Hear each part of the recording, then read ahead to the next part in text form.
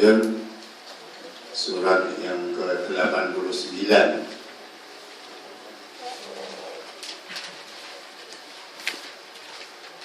Surat yang ke-89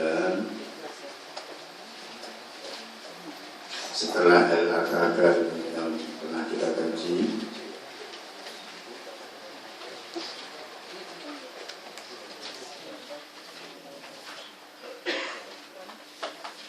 Ya, akhir-akhir surat itu.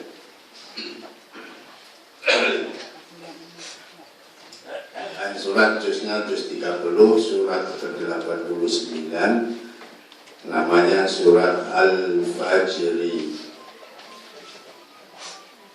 Sudah ketemu semua? A'udzubillahi minasyaitonirrajim.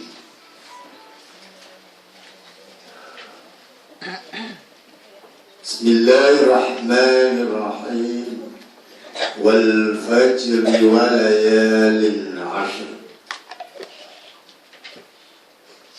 Wal fajri demi fajar, wa layalin 'ashr dan malam-malam 10, wasyafa'i dan yang genap, wal wadri dan yang ganjil, wal laili dan malam idza yasri apabila berlalu. Hal apakah fi zalika pada yang demikian itu kosamun sumpah lidhi hijrin bagi yang berakal. Ayat ini menerangkan berhubungan dengan akhir bulan Ramadan. Layalin Ashr ini 10 akhir Ramadan, baik itu malam genap atau malam ganjil, maka Rasulullah mengajarkan kepada umatnya duduk manis bersimpuh di dalam masjid. Pada saat itu Masjid Nabawi, masjidnya belum rapi. Sebelah kanannya ada 2 kamar untuk Aisyah dan Maimunah, 2 istri. Aisyah, Maimunah istriku tercinta, kata Rasulullah. Ini malam ke-21, abang mau duduk manis iktikaf di dalam masjid. Jangan diganggu dan digoda. Ini akhir Ramadan, 10 Ramadan. Mudah-mudahan anak yayasan begitu. Tidur. Hikmahnya apa di akhir bulan Ramadan ini, sehingga Rasulullah 10 hari akhir Ramadan menyisihkan baju, mengikat pinggangnya, tetap berpuasa, menahan nafsu, siang malam tidak berkumpul dengan istri-istrinya,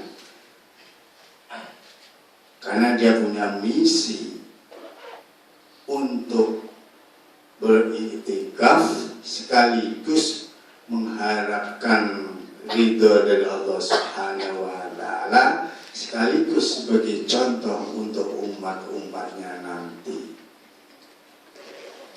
Kenapa harus di akhir Ramadan? Karena berhubungan dengan ayat atau surat lain. Disitulah waktu diturunkan Lailatul Qadar. Kenapa sampai begitu? Rasulullah pernah menangis, ya Allah, umat-umat terdahulu engkau beri umur panjang. Ada yang 500 tahun, 1000 tahun umurnya, sehingga mereka itu ada kesempatan lebih banyak beribadah, mengabdi kepadamu ya Allah. Sedangkan kami ini umurnya pendek, jadi waktu ibadah cuma sedikit. 63 tahun, masih ada bonus alhamdulillah yang umur 70. Alhamdulillah. Yang repot masih di bawah 63 tahun, mati belum tobat. Nah, untuk minta. Rasulullah menangis minta kepada Allah, akhirnya, tenang wahai Rasulku, tenang. Jibril menyampaikan, tenang. Aku diutus membawa surat Al-Qadar. Surat ini Muhammad, kabar gembira kepada engkau dan sahabat dan pengikutmu dan pengikut-pengikut nanti sepanjang masa, bahwa Lailatul Qadar semalam itu sama dengan 1000 bulan. Coba dihitung, 1000 bulan berapa tahun? Kurang lebih 83. Kalau 10 tahun berturut-turut mendapatkan Lailatul Qadar 830. Umur 30 tahun tobat, sampai 70 tahun dia mengabdi kepada Allah, 40 tahun berturut-turut. Misalnya beliau-beliau atau mereka mendapatkan Lailatul Qadar 40 kali 80 berapa? 83. Udah 3000 sekian, 200 sekian. Umurnya lebih panjang sebenarnya, pahalanya lebih banyak dibanding umat-umat dahulu. Inilah bonus dari Allah. Lailatul dipilah-pilih, nanti malam ganjil hari apa, tanggal berapa? Gak taunya malam itu malam ganjil, belum malam ganjil, ngerokok, makan, kolak terus. Gak taunya pas malam. Makanya di sini ambil tidak pakai ganjil atau genap. Rasulullah mengambil 10 hari akhir. Kami praktekkan waktu bujangan atau waktu sendiri. Tapi tahun kemarin 2 tahun berturut-turut bawa istri, bawa anak, bawa cucu, 10 Ramadan masuk masjidnya jam 3 sampai subuh ya. Itikaf juga, tapi tidak sempurna. Yang penting itikaf masuk masjid jam 3 sampai subuh. Habis sahur masuk masjid. Atau jam 2 sampai subuh. Malam boleh kumpul istri. Kalau Rasulullah, kalau itikaf 10 hari akhir ini tidak kumpul, walaupun istrinya ada di sebelah kamarnya. Bahkan habis mandi Aisyah sisirin rambut abang. Saking sayangnya Aisyah istrinya nahan diri. Makanya bagi orang yang berkeluarga, suami istri habis itikaf 10 hari, maka siapa yang berkumpul sama istri-istrinya di malam hari raya, 2 hari raya, pahalanya melebihi dari malam Jumat. Sunnah bagi yang punya istri. Yang nggak punya istri ya,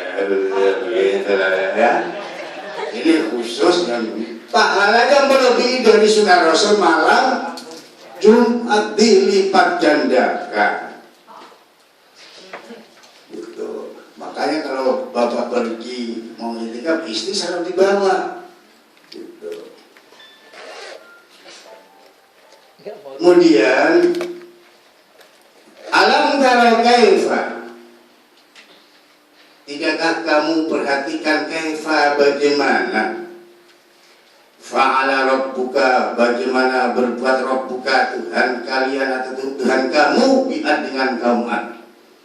Irama zadil imad, penduduk Iram, yaitu yang mempunyai al-imadi, bangunan yang tinggi. Allati lam yukhlaq, allati yang belum pernah lam yukhlaq diciptakan misluha serupa itu fil bilad, dalam negeri lain. Kaum Ad, penduduk Iram, pada saat zaman itu sudah mempunyai kelebihan yang luar biasa. Mereka ini memang orangnya gede-gede, tinggi-tinggi, tenaganya kuat. Jadi mampu membuat bangunan yang besar. Semua bangunan barangnya, bahan-bahannya dari batu. Sehingga tidak ada yang kaum-kaum lainnya yang tidak ada yang menyaingi kaum Iram atau kaum Ad ini, saking tenaganya kuat luar biasa. Kayak Tyson angkat batu besar-besar buat bangunan. sudah bisa membuat bangunan yang tinggi pada zaman itu yang belum modern. Kalau sekarang banyak bahan besi, cor-coran, semen, udah komplit. Zaman dulu masih sulit, tapi mampu mendirikan bangunan dari batu yang kokoh. Belum ada alat-alat berat. Tenaganya manusia itu sendiri. Orangnya tinggi-tinggi, gede-gede. Tenaganya kuat, nggak letoy. Angkat batu 2 kintal, nyet. Ini orang angkat besi 1 kintal udah berat. Itu batu satu segede kursi 2 kintal tangan satu saya. Itu Allah kasih kekuatan yang luar biasa. Sehingga negeri-negeri lainnya tidak mampu bersaing dengan kaum Ad dan penduduk Iram ini. Wa Samuda dan kaum Samud itu alladzi jabu syahra, yaitu orang-orang yang mereka jabu syahra, memotong batu besar itu bilwat di lembah. Kaum Samud juga mempunyai tenaga yang luar biasa. Batu digeraji, diangkat, yang dari lembah yang tinggi diturunkan semua menjadi bahan bangunan untuk rumah-rumah mereka dan gedung-gedung mereka. Wa Fir'auna dan Fir'aun dil Autad, yaitu mempunyai bangunan yang besar. Lebih-lebih Fir'aun bangunnya tinggi, sangat tinggi, seperti mercusuar, sehingga dia naik bangunan yang bertingkat itu, menyampaikan kepada pengikutnya, wahai pengikut-pengikutku, tentara-tentaraku, ana rabbukumul a'la, akulah Tuhanmu yang lebih tinggi daripada Tuhannya Musa. Itu mengaku Tuhan yang lebih tinggi daripada Allah Subhanahu. Itu Fir'aun. Siapa yang membangkang, jeder, mati. Kalau tidak mengikuti, keluar. Itu Fir'aun ini nama julukan kekuasaan Raja Dolim itu Fir'aun. Namanya sih ya jenis Abu Jahal. Jadi orang-orang yang jahat, yang rakus itulah yang menjadi pemimpin, yang dolim disebut Fir'aun. Bahkan mengaku Tuhan karena dia merasa berkuasa, semua orang kecil dia mampu berbuat apa saja.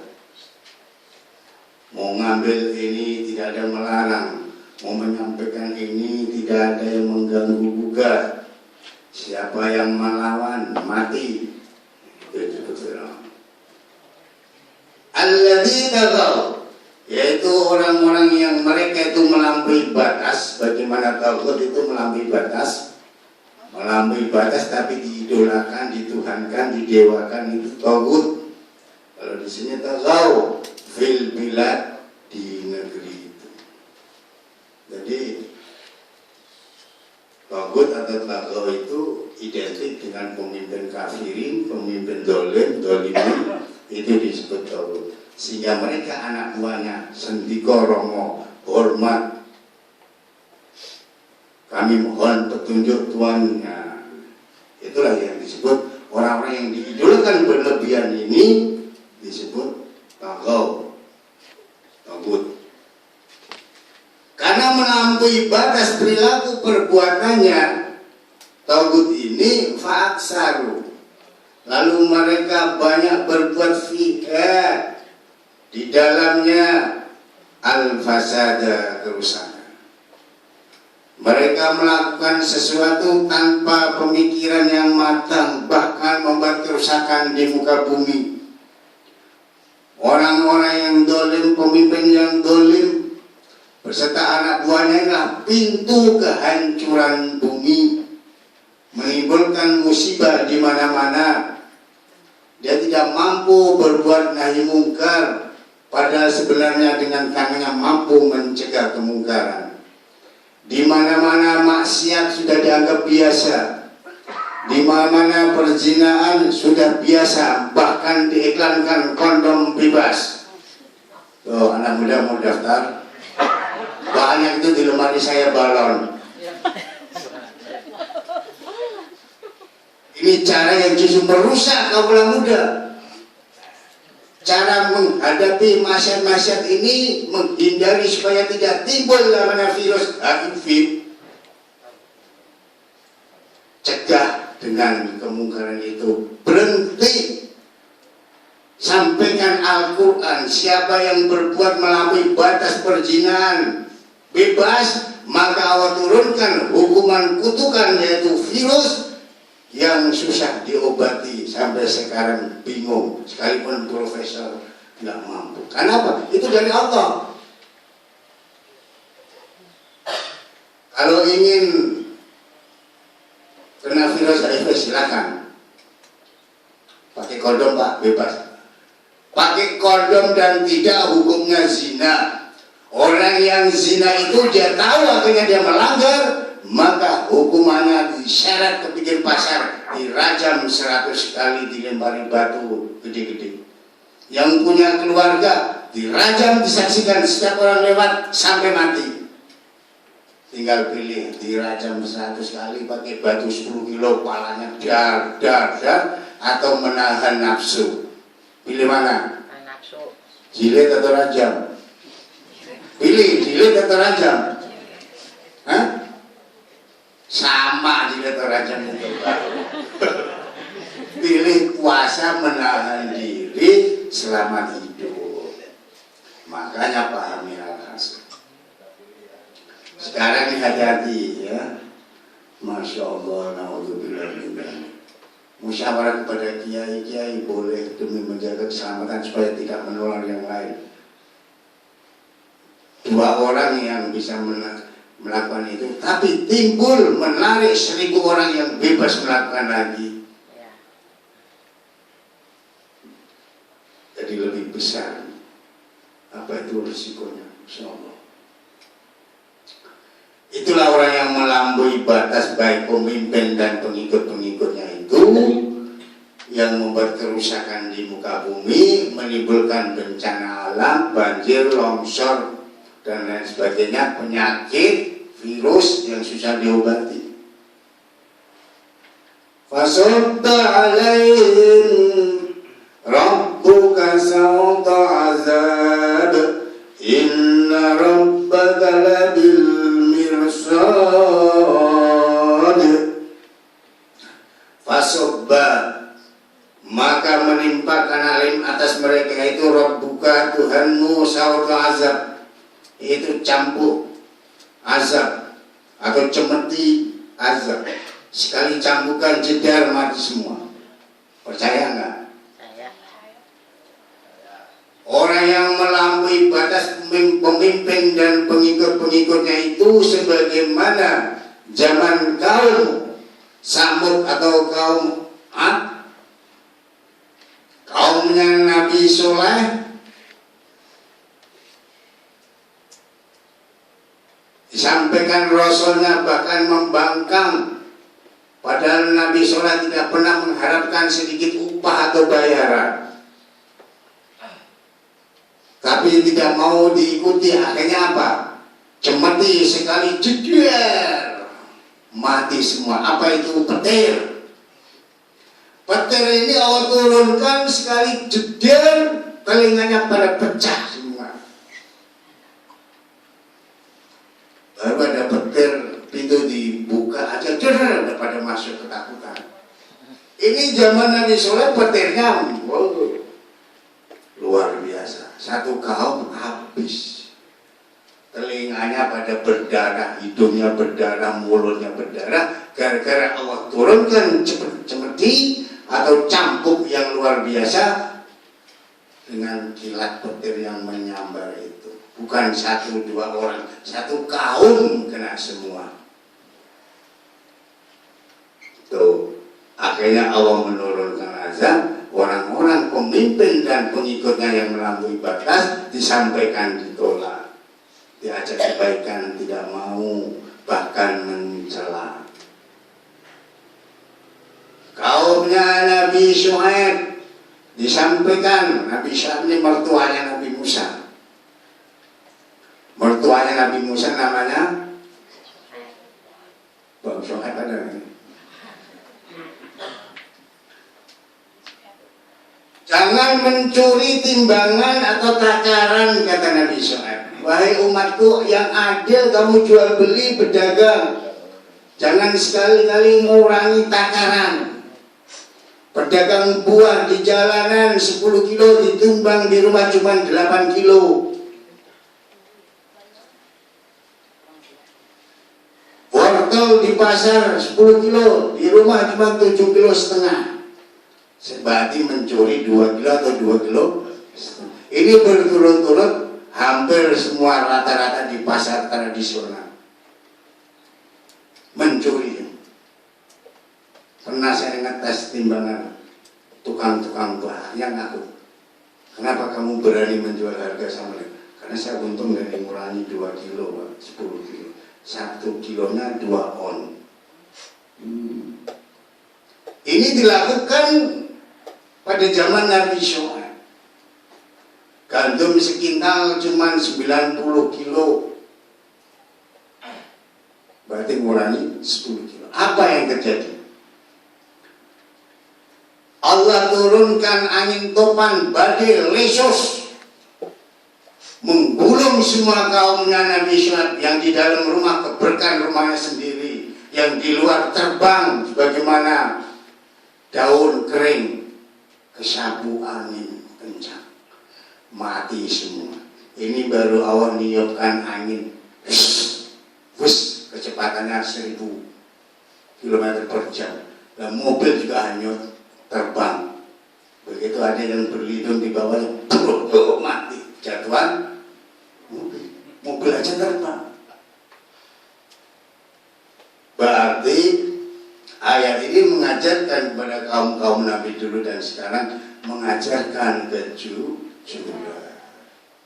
Harus jujur, adil, jangan mengurangi takaran. Pajak 100 miliar dikurangi jadi 50 miliar, lah kurangi sedikit, memang kurang ajar itu.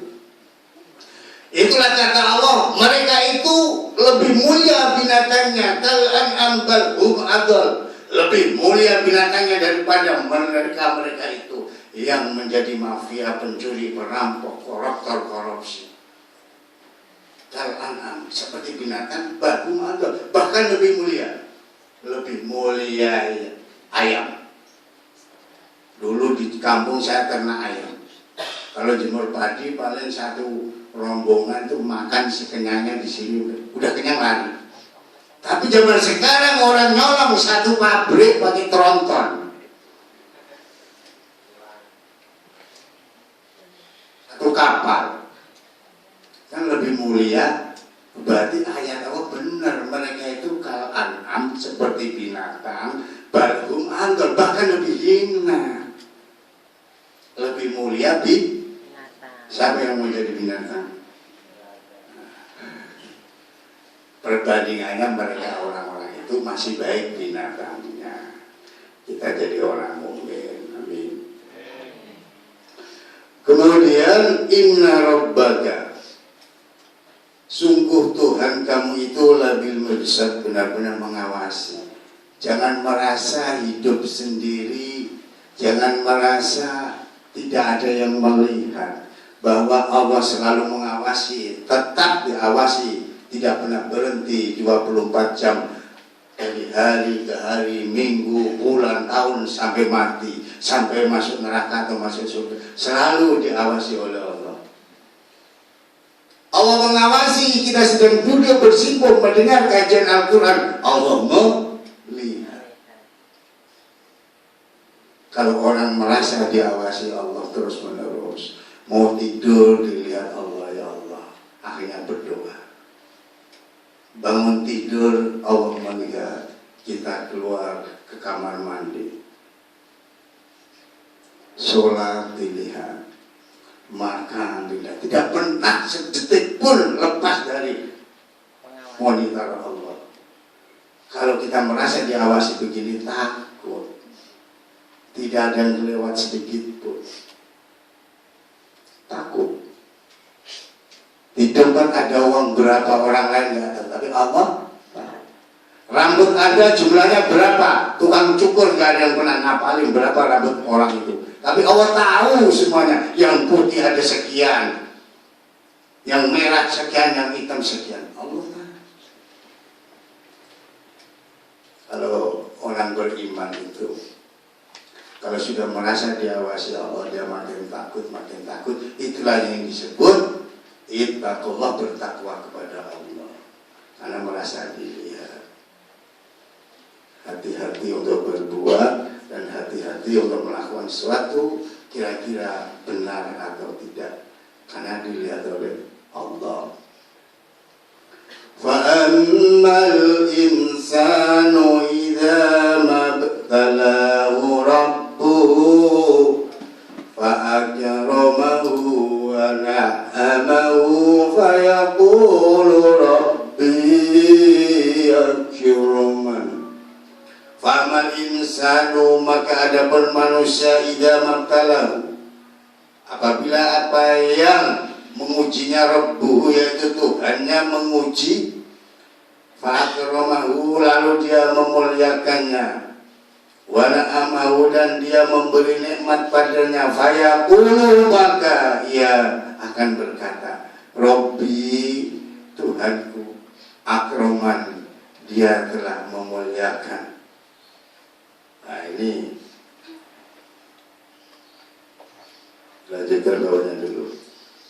Wa amma idza mabtalahu, dan adapun apabila mabtalahu, apa yang dia mengujinya, faqadaro, lalu dia itu menentukan alih atasnya rizqahu, rizkinya, fayaqulu, maka ia akan berkata, Rabbi, Tuhanku, ahanan, menghinaku. Jadi ada manusia ini, insan, manusia ini, kalau disebut insan, manusia umum. Dia merasa begitu dilimpahkan rezekinya, dikasih nikmat oleh Allah yang banyak, padahal itu ujian. Maka dia berkata, alhamdulillah, Tuhanku telah memuliakan aku. Anggapannya itu dia itu puas dan senang, banyak duit, banyak rezeki, rumah mewah.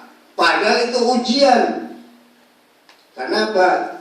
Idza mabtalahu, apabila apa yang mengujinya Rabbu, Tuhan Allah itu menguji pada mereka. Begitu diuji banyak harta, kemudian semuanya dia lupa kepada Allah, merasa dirinya itu sudah dimuliakan oleh Allah. Dan apabila diuji mereka ini dengan kekurangan, pas-pasan rezekinya, bahkan sehari makan 3 hari tidak, umpamanya, mereka akan berkata, ya Tuhanku, Tuhanku ini benar-benar menghinaku. Merasa dirinya dihina atau dilecehkan atau hina-dina. Jadi anggapan yang begini ini salah. Ada orang yang sholat terus menerus, duit susah, utang banyak, jalan pintas bunuh, ada. Makanya belajar akhlak. Akhlak itu menghambakan diri, merasa diciptakan oleh Allah, sehingga mempunyai iman yang benar, murni, akan diuji oleh Allah. Baik itu banyak dilimpahkan harta benda kekayaan, maka mereka bersyukur bahwa harta itu sekedar titipan. Kenapa tidak titipan? Banyak orang kaya raya mati yang dibawa kain kafan. Bahkan keluarga istrinya nganter pakai kendaraan yang mewah-mewah, begitu masuk kubur dipikul, setelah diurut dimintakan ampun, ditinggal. Kasihan ya?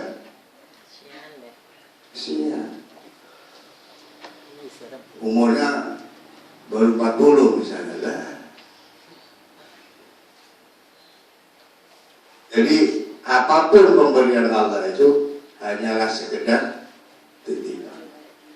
Tapi Tapi jangan mengeluh dan komplain kepada Allah di saat diuji rezekinya sedikit, pas-pasan. Jangan merasa Allah menghina kita, jangan merasa Allah menghina kita. Tidak, justru bersyukur.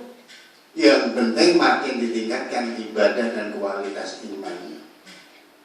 Pernah Rasulullah menyampaikan kepada hambanya, kepada sahabatnya, wahai sahabat-sahabatku, justru aku khawatir kepada umatku nanti kalau dititipkan amanah rezeki yang besar, dia tidak amanah.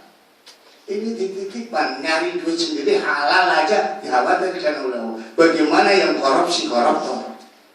Ini yang usaha sendiri punya duit banyak masih dikhawatirkan oleh Rasul. Tapi aku tidak khawatir, kata Rasulullah. Orang yang beriman tapi hidupnya pas-pasan, justru malah tidak khawatir. Nah kalau begini letaknya gimana? Banyak ayat mengatakan orang yang fakir itu mendekati kufur. Ini fakir apa? Bukan fakir harta benda, fakir ilmu, fakir iman, miskin ilmu, miskin akhlak. Inilah yang mendekati kekufur. Dikasih duit 10 juta ikut kufur, kasih super mie indomie 1 box kufur, karena dia miskin atau fakir ilmu, fakir iman, fakir akhlak. Contohnya orang yang fakir harta benda, dia atau mereka jadi khalifah banyak sekali. Hilal bin Rabah adalah budak yang fakir harta benda, miskin. Ali bin Abi Thalib juga miskin, tapi dia orang yang beriman yang mempunyai kualitas tinggi, dipimpin, diangkat jadi orang jadi pemimpin. Jadi letaknya di sini adalah fakir ilmu, fakir iman yang mendekati kekufur, bukan fakir harta benda. Sama saja. Orang bujangan mau menikah, saya ya Rasul sudah punya unta 200, kebun kurma 10 hektar, kuda banyak, rumah banyak, saya mau menikah. Ditanya oleh Rasul, sudahkah Anda mampu menyelamatkan dirimu, istrimu nanti dan anak-anakmu ke surga? Wah, kalau itu berat ya Rasul. Saya rasa belum, orang saya sholat masih bolong-bolong. Kalau begitu tidak boleh kawin dulu, dilarang kawin, puasa dulu, belajar sholat. Padahal kaya. Wah, merasa dibelain ini nih. Ada miskin mau kawin, ya Rasul aku mau menikahi si fulana itu yang cantik, jelita, putih, kakinya 2, matanya tapi kamu punya apa? Gak punya apa-apa. Miskin. Buat mas kawin, boro-boro. Sampai sekarang belum makan. Mau kawin buat makan aja gak bisa. Mas kawin gak bisa. Kalau begitu kamu carilah ke saudara-saudara. Mencari keluarga saudara sama-sama miskin. Belum ketemu. Akhirnya menemukan cincin besi warna putih. Ya Rasul, ini punyanya ini nih, cincin emas bukan? Enggak tahu ini, paling apa ya? Besi putih apa? Monel. Nah, nggak bisa kalah kan yang buat sendok itu loh. Apa namanya itu? Nah itu buat cincin. Mana perempuannya? Panggil orang tuanya wadah dinikahkan oleh Rasul. Kenapa aku mau menikahkan? Ente pasti sanggup tanggung jawab. Sanggup ya menyelamatkan sampai akhirat, istri, anak, sanggup. Kalau ente sanggup tanggung jawab menyelamatkan sampai akhirat, bukan dunianya, akhirat dulu diutamakan, maka Allah akan mencukupi kamu, Allah akan cukupi rezeki kamu. Ini yang mengucapkan begini Rasul, saya cuma niru loh ini. Loh, siapa yang mau kawin? Modal cincin besi putih, angkat tangan? Nggak mau. Akhirnya dinikahkan Rasulullah walaupun modal cincin besi putih. Sendok garpu tiba cincin lain. Tapi dia tanggung jawab menyelamatkan istri dan anaknya ke akhirat. Akhirnya apa? Setelah menikah, Allah mudahkan urusan dunianya, dicukupi. Jadi terbukti apa yang kata Rasul. Benar ya. Kalau kita niatnya karena cinta, niatnya ibadah karena Allah, tanggung jawab pada istri sampai ke akhirat, Allah cukupi dunianya. Lah ini enggak cuma nafsu aja dibikin orang. Jangan malu-maluin. Sampai mana tadi? Si Budi ini. Kalla bal la tukrimuna al-yatim wa la tahadduna ala ta'amil miskin.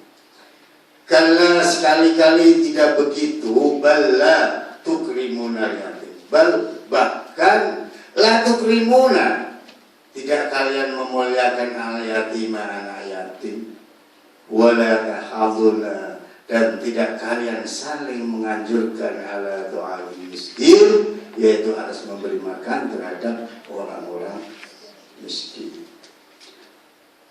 Jadi maksudnya begini, bukan semata-mata kamu itu dikasih amanat kekayaan kemudian lupa, atau dikasih miskin kemudian mencela, merasa hina. Sebenarnya bukan itu saja. Kalian itu tidak memuliakan anak yatim. Siapa anak yatim? Ini punya bapak semua nih. Hah? Yang ditinggal meninggal, merasa dia itu gurunya dan orang tuanya adalah ya lebih baik yatim begitu daripada yatim ilmu. Tapi punya ilmu, udah tuh. Udah jawab, udah aja. Kalau udah kan malaikat berdoa, amin. Kan banyak malaikat tadi. Tidak percaya sih. Kalau ditambahkan nanti kamu ngelus-ngelus kepala malaikat. Malaikat cakep ya. Panas. Nabi Musa itu dibilang kayak malaikat. Bosnya tergiur. Malaikat itu cakep. Cuma dikasih sayap lah. Bingung lagi, sayapnya banyak. Malaikat kalau menjelma itu kepada lelaki, tidak ada malaikat menjelma perempuan, karena malaikat bagian makhluk yang suci. Nanti kalau perempuan, malaikat datang bulan, lah repot lagi. Beli sotek kemana? Baru tutup. Jadi malaikat itu kalau menjelma cowok. Maka Allah memerintahkan di ayat ini suruh memperhatikan anak yatim, memuliakan anak yatim.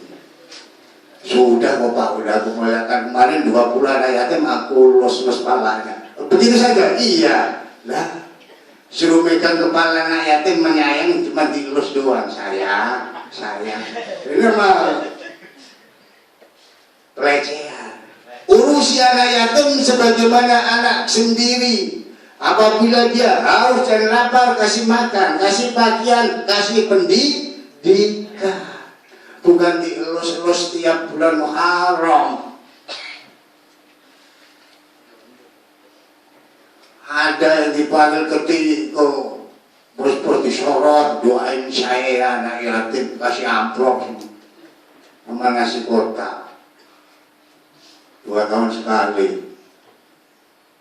Bukan itu.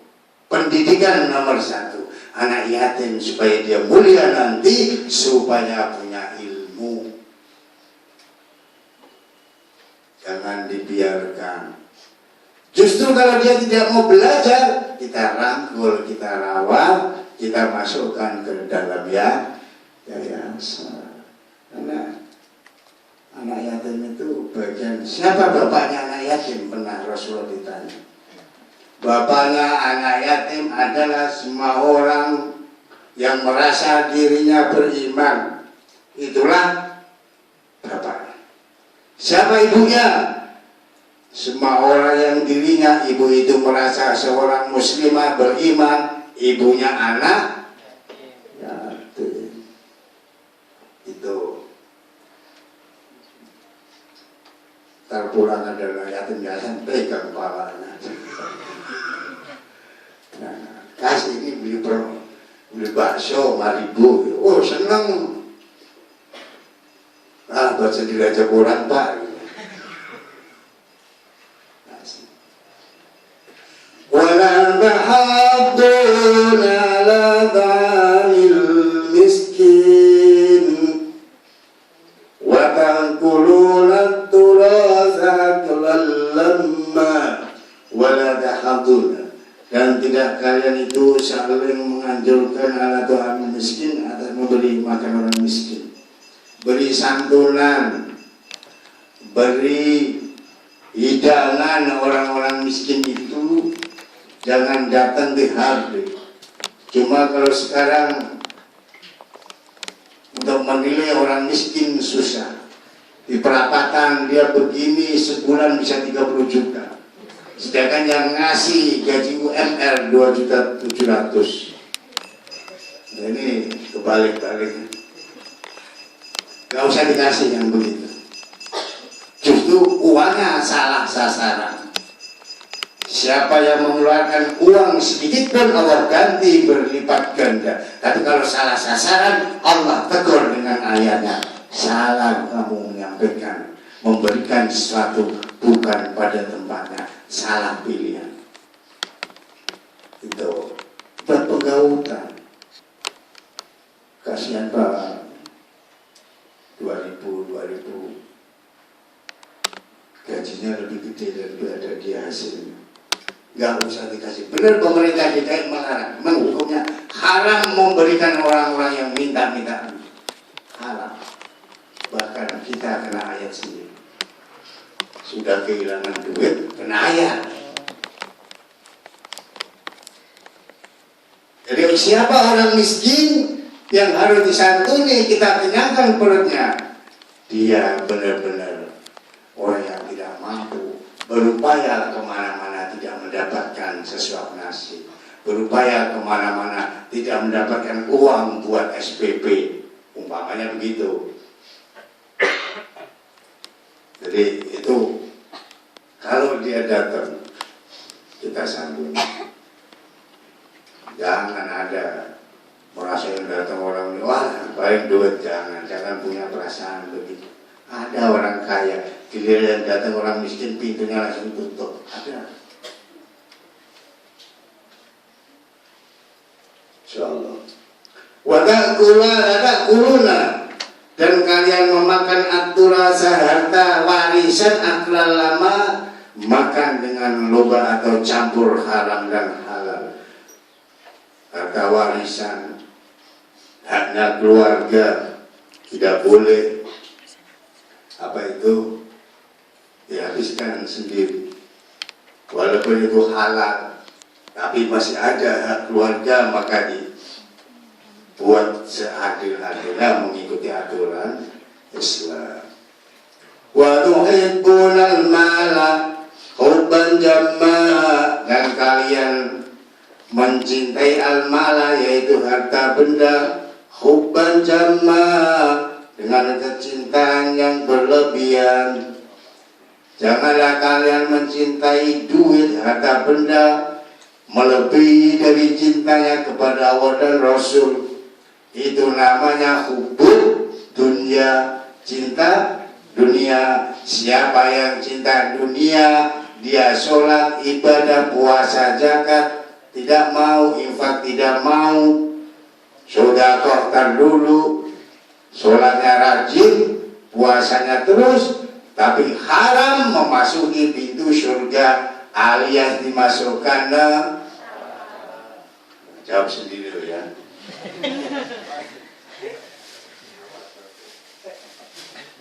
Nerakanya nerakanya seperti apa? Yaitu yang disebut fawailul lil musallin. Nerakanya orang yang sholat dia tidak mau zakat, makanya disebut wailun. Wailun itu heran, artinya kaget, heran dan gua sholat haji puasa terus masih masuk neraka. Itu yang disebut heran.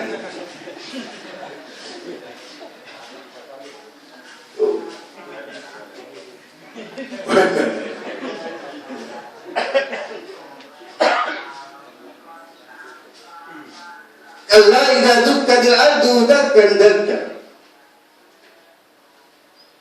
Sekali-kali tidak apabila idza dukkatil ardu, apabila digoncangkan al-ardu yaitu bumi, dakkan, goncangan yang dakka yang sangat dahsyat.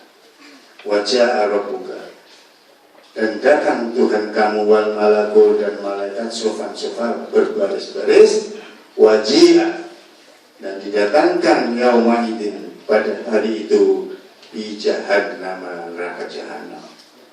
Yauma idin, pada hari itu, yatazakkarul insanu, akan ingat manusia, wa anna lahu dzikra, dan bagaimana lahu baginya arti mengingatnya adalah yaqulu ya laitani qaddamtu li hayati wa yawma idzil la yu'azzibu 'azabahu ahad. Mereka yang cinta dunia lupa diri dan lupa kepada sesama itu, yaqulu, dia berkata, ya laitani, alangkah baiknya kalau aku dulu dulu itu aku dahulukan lihayati, yaitu kehidupan akhirat, di akhirat ini. Ya Allah, alangkah menyesalnya seandainya aku dulu itu selalu mendahulukan kehidupan akhirat, niscaya aku tidak akan masuk neraka. Kalau tak ayat gini boro-boro mau nyolong barang orang atau koruptor, takut. Cinta dunia gak boleh tapi dibilain koruptor. Padahal Allah selalu mengawasi. Setelah di akhirat mau dimasukkan neraka, ya laitani qaddamtu li hayati. Alangkah baiknya kalau aku dulu itu selalu memikirkan mendahulukan ibadah untuk akhirat. Seperti kehidupan sekarang ini aku tidak sanggup, ya Allah, nasi sudah menjadi bubur kacang hijau, bubur kacang hijau, buka tuh, dir,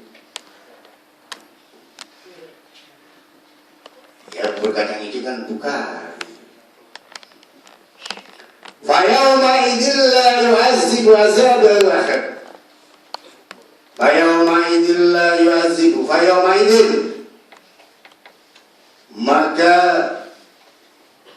pada hari itu la yu'azzibu, tidak menyiksa adabahu, siksanya ahad, seseorang. Allah juga tidak akan menyiksa seseorang kecuali orang-orang yang melampaui batas, selain yang hubud dunia, lupa diri kepada Allah, itu yang akan disiksa. Kalau orang yang baik tidak akan disiksa. Baik dalam arti mengikuti Allah dan Rasul. Wala yusiku, dan tidak mengikat rasa kau, ikatannya itu seseorang tidak akan dirantai kalau orang benar-benar itu. Tidak diborgol kalau orang benar-benar itu. Tidak diikat. Nah, itu bagian orang hubud dunia, orang yang mengambil barang orang, cinta dunia, dan lain sebagainya. Ayat berikutnya, panjangannya, tanggung. Yang penting habis ini makan. Enakan Bapak Ibu dengerin ini. Iya, enakan yang dengerin sama yang pahalanya sama. Saya ngomong begini menyampaikan Quran, tidak ada lebihnya, pahalanya sama dengan yang mendengarkan, kata Rasul. Ya enak yang dengerin. Cabenya dapat saya. Minum. Bismillah.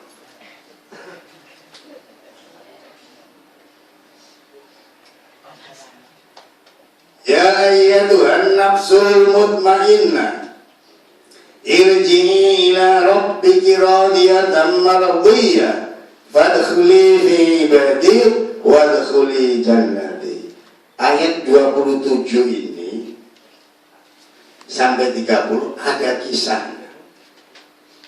Begitu sampai 26 berhenti, tidak turun ayat. Setelah ada peristiwa, yaitu peristiwanya adalah orang-orang Jazirah Arab itu kehabisan air. Di situ ada orang tanah kosong mempunyai sumber yang sumbernya dia tidak pernah habis-habis, disebut sumur rumah. Sumur rumah ini siapa yang mengambil di situ bayar. Pelit. Air aja sumbernya punya Allah, pelitnya bukan main. Ada orang-orang butuh harus bayar. Padahal lagi musim kekeringan. Buat minum nggak boleh, bawa jerigen boleh, tapi 10.000 satu jerigen. Mendingan beli BBM. Ini ada orang bakhil, air aja begitu. Hanya apa? Rasulullah mendapat berita begini, akhirnya dikunjungi. Setelah tahu, bolehkah sumurmu yang mata airnya bagus, tidak pernah kering, aku beli. Boleh asal sesuai dengan harganya. Rasulullah nggak punya duit tapi berani tegak-tegakan mau beli sumber mata air. Padahal duit kagak, gablek. Demi untuk orang banyak. Akhirnya nemuin. Siapa yang ingin masuk surga bersamaku mendapatkan ridho dari Allah Subhanahu wa Ta'ala dengan catatan beli itu sumur rumah. Salah satunya sahabatnya adalah saya ya Rasul, sanggup mau beli sumur. Berapa harganya? Nanti dulu biar deal dulu. Pakai deal juga itu sumur. Setelah musyawarah deal sekian, kira-kira 5 karung emas, bayar sama Utsman bin Affan. Belum jadi belum jadi apa itu khalifah, masih mau muda-muda begini. Bayar oleh Utsman bin Affan. Begitu dibayar, turun, ya ayyatuhan nafsul mutmainnah. Itu kisahnya. Karena Utsman orang yang jiwanya tenang, harta habis gak apa-apa, punya Allah ini titipan, yang penting bermanfaat untuk orang banyak. Setelah dibayar cash, tidak kredit, ya, langsung sekarang menjadi milikmu ya Rasul, udah aku bayar. Rasulullah kemudian, siapapun kaum sini yang membutuhkan air ini, ambil sepuas-puasnya. Bebas ngambil air. Makanya turun, wahai orang yang mempunyai jiwa tenang, tidak takut miskin, tidak takut kekurangan harta, jiwanya tenang, mengeluarkan uangnya dengan tenang, mati juga dengan siapa mati? Mati semuanya. Utsman bin Affan dengan jiwa tenang ini. Irji'i, kamu tenang Utsman, dan orang-orang yang seperti kamu, irji'i, kembalilah ila rabbika, pada Tuhanmu, radiyatan mardiyah, ridho dan diridhoi. Ridho dan mendapatkan ridho, berarti diridhoi Allah. Hidupnya masih hidup, Utsman sudah mendapatkan jawaban diridhoi Allah. Lah kita nih kira-kira udah diridhoi atau dimurkai? Insyaallah, amin. Mudah-mudahan mendapatkan, karena mendapatkan ridho Utsman dan insyaallah yang mendengarkan ini, fadkhuli fi ibadi wadkhuli jannati. Masuklah fi ibadi, dalam hamba-hambaku, wadkhuli, dan masuklah hamba-hambaku, jannati, ke dalam surgaku. Sampai di sini Wabillahi taufiq wal hidayah. Assalamualaikum warahmatullahi wabarakatuh. Waalaikumsalam.